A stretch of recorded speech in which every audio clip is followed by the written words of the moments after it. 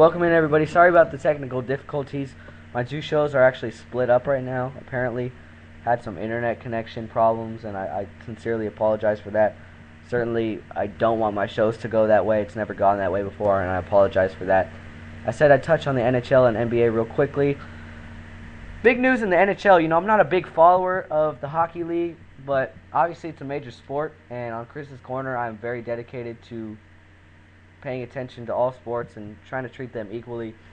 The NHL canceled the rest of their preseason today, Thursday, just a day before negotiations were set to resume in an effort to end the National Hockey League lockout. The league announced its second cancellation of the preseason games in a two-sentence statement. The NHL owners locked out players September 16th when the collective bargaining agreement, the CBA, expired. The NHL already had called off all the preseason games scheduled in September. The regular season is supposed to begin October 11th. Probably not going to happen.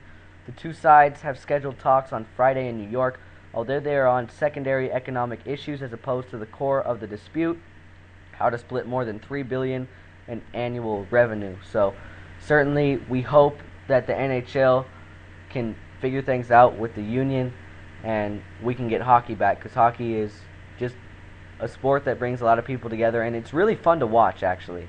It might not be up there with basketball, baseball, and football, the other three major sports, but hockey is a fun sport to watch, especially live. It's just a sport that, you and your friends and family can go watch. There's a lot of hockey teams out there.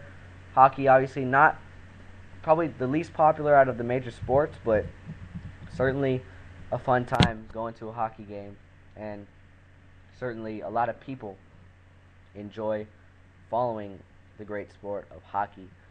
On to the NFL, the other only major sport that is not in its season right now is finalizing procedures to prevent flopping. That's right, flopping. Flopping was a huge issue last year across the NBA, especially in the playoffs, but the NBA is about to act in hopes of stopping the floppers. Spokesman Tim Frank said Thursday that the league is finalizing procedures to deal with flopping, the art of falling down when little or no contact was made, in an effort to trick referees into calling a foul. Frank said that the competition committee met 2 weeks ago and discussed plans that would go into place this season. Commissioner David Stern believes too many players are deceiving referees by flopping and has been seeking a way to properly penalize them.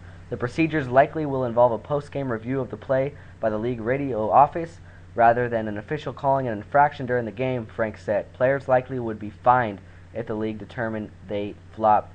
So certainly this post-game analysis that's going on that the NBA is trying to push, and they're finalizing it right now. I think it's good for the sport because there was a lot of flopping going on last season, and it became an issue when it came to the playoffs. Too many controversial flops, and you don't want it to cost a team a game where a charge is called when no contact was made. So I think it's good that the NBA is doing this and eliminating the floppers. Once again, sorry for the technical difficulties here on Chris's Corner. Definitely not what we wanted, but thanks for tuning in, everybody. I'm Chris Sylvester. I'm out.